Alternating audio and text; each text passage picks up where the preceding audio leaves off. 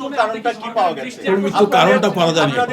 আমরা মৃত্যুর কারণ বের করতে পারিনি। কার্বন ডাইঅক্সাইড লেভেল বেড়ে গেছে, এই কারণে হয়তো বাচ্চাগুলো মারা গেছে।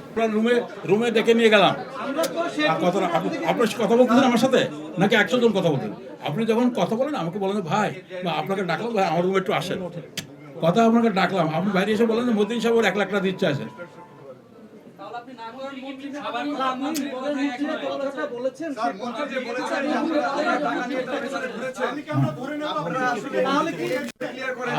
আমি তার পিছনে টাকা নিয়ে কেন বলবো? আমি কেন টাকা নিয়ে বলবো? আমার টাকা নিয়ে আমার কথা হলো যে আমি তার পিছনে টাকা নিয়ে ঘুরিনি।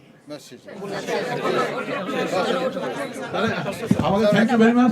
আমার কথাবার্তা আমি ধরেন সাংবাদিক সম্মেলন করার লোক না, তো আমার কথা যদি আপনারা খুব কষ্ট পেয়ে থাকেন সরি করবে, তাহলে আবার বলে দিচ্ছি আমি ঠিক আছে, ভালো থাকবেন।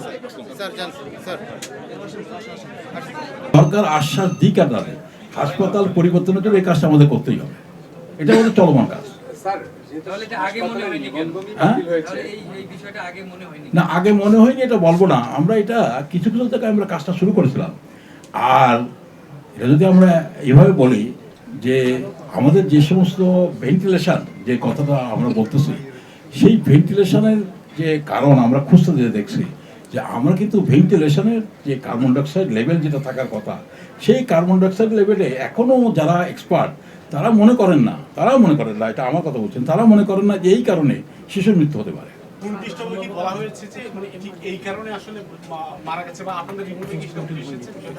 আমাদের কাছে কারণ জানা নেই, এটা আসলে ওনারা যেটা বলতে চেয়েছেন সেটা হলো ওনারা ভেন্টিলেশনের কারণ বলেছেন।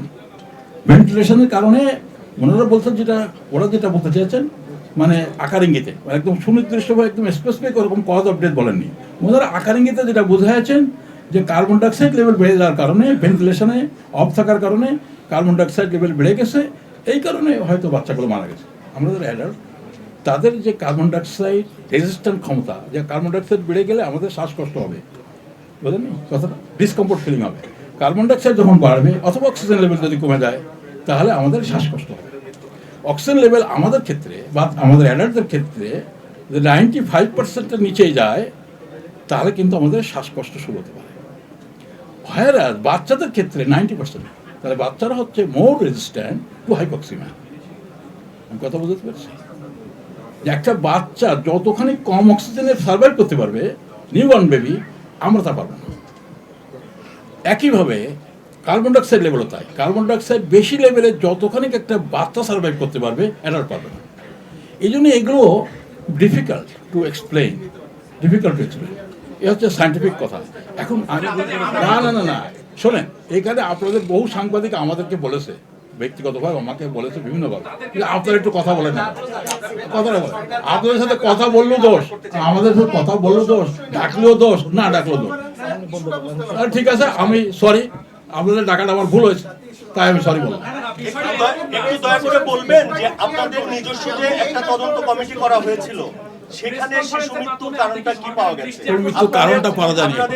আমরা মৃত্যুর কারণ বের করতে পারিনি। কারণ হলো এই বাচ্চাটার যদি পোস্টমর্টম করা যায়, পোস্টমর্টম না, উন্নত বিশ্বে আরো অনেক কিছু এক্সাম আছে, অনেক এক্সাম আছে। একটা মৃত্যু হওয়ার সাথে সাথে 20 বছর ধরে এক্সামিনেশন করবে, এমনও প্রমাণ পাবে।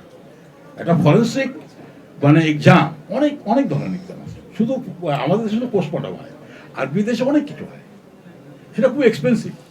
কিন্তু ওরা কারণগুলো বের করবেই, কারণ এর একটা ডেথ, এত বাচ্চা মারা গেল হঠাৎ করে, এই ডেথটা এটা রাষ্ট্রীয় ব্যাপার, এটা রাষ্ট্রীয় ফরেন্সিকের ব্যাপার, ন্যাশনাল ফরেন্সিক ইস্যু। এই ফরেন্সিককে বের করতে এবং এই জন্য যা কোটি টাকা খরচ করবে।